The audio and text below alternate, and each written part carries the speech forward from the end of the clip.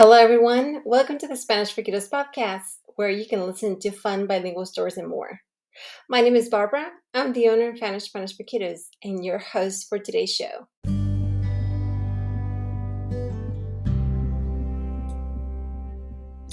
Today, I have some fun reading for you that you might want to use in different ways. And it's about farm animals and farm living. And one of the things is they have two separate types of reading. One of them is for preschoolers and another reading is for grade levels 1 through 2nd grade.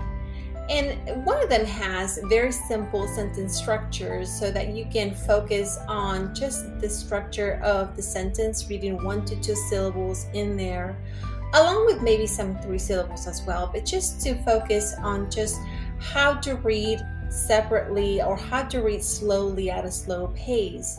And then as you are moving to a more challenging book like in 1st or 2nd grade, then the sentence structure becomes a little bit more challenging. There's more words to know, there's more sight words to know, of course, and then there's other things that to incorporate in that reading as well. But in either bilingual story, one of the things to focus on is just knowing what those words mean in context, especially those Spanish sight words that you can read through along. And then as well as what are those Spanish farm animals? What do they do? What is the purpose of the farm living?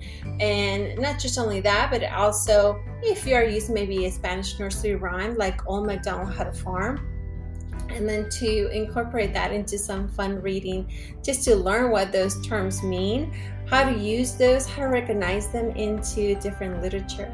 So let's go ahead and get started, and I hope you enjoyed today's reading. Animales de la Granja, Libritos Pequeños, Spanish Farm Animals Mini Book. Muchos animales viven en la granja.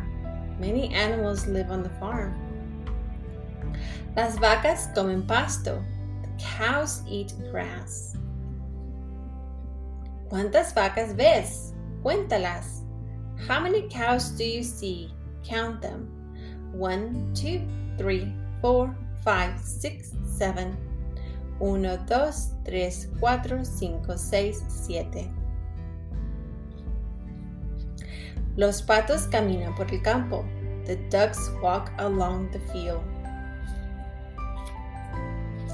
La gallina y el gallo comen gusanos. The hen and the rooster eat worms.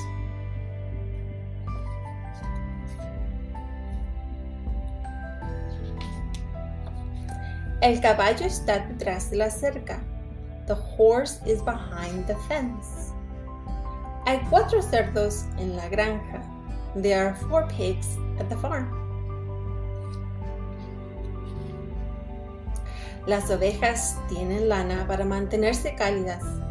These sheep have wool to keep warm. The end. And then along this cute little mini book, there's also different types of activities that you can stop, or you can read the whole story like I did, or stop within those pages that you can do the after reading activities, or focus on specific words, specific letter recognition, even counting. If you notice there, I did count a few things there. You can do that in English or Spanish, but it has other different activities that you can, especially for preschoolers, or if you have learners that need to stop and understand what a specific word means, go ahead and do that. I think it helps them to understand what they're reading, and it doesn't have to read from page to page. You can actually stop, do the activity, understand what it means, and then move on to the next page. That's a great way to do that as well. So that is a great reading for preschoolers.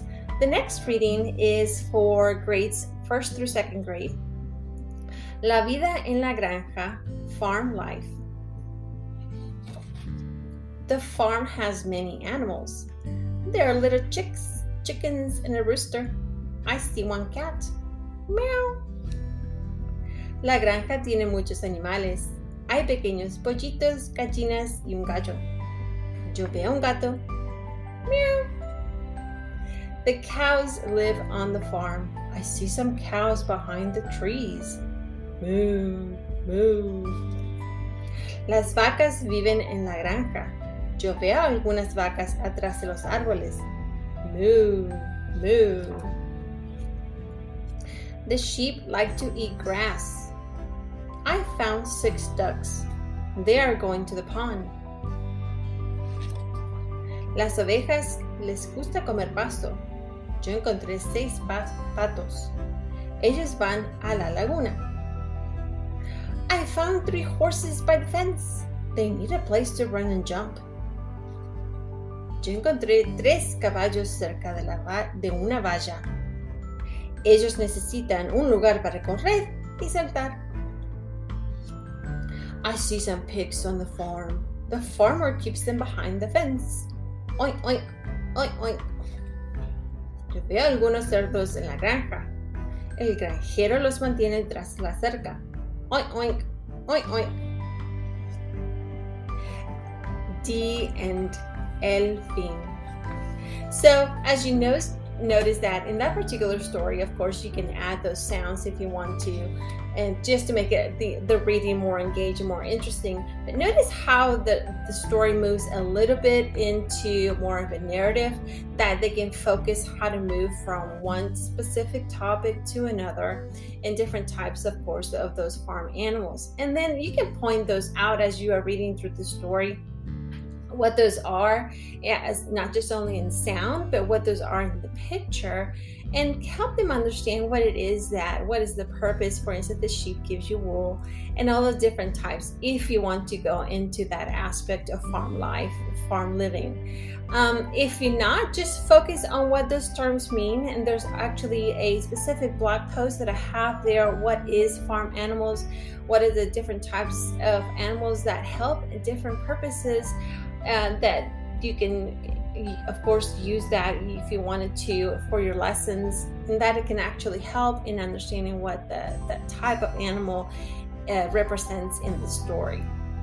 You can also use that, for instance, for some writing prompts. It includes there some writing practice, very simple writing practice, or incorporate them into different lessons that you can find them useful as well. Again, different types of grade levels, different types of reading to help them transition, for instance, for a simple reading to a more challenging. And of course, if you wanted to incorporate, just for instance, just a horse, what is it that you want to learn about a horse?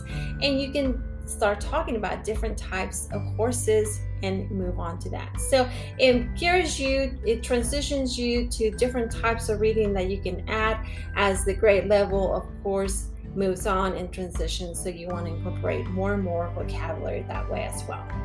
So I hope you enjoyed this reading. This is actually a fun reading that you can incorporate into other fun ways that you can learn Spanish.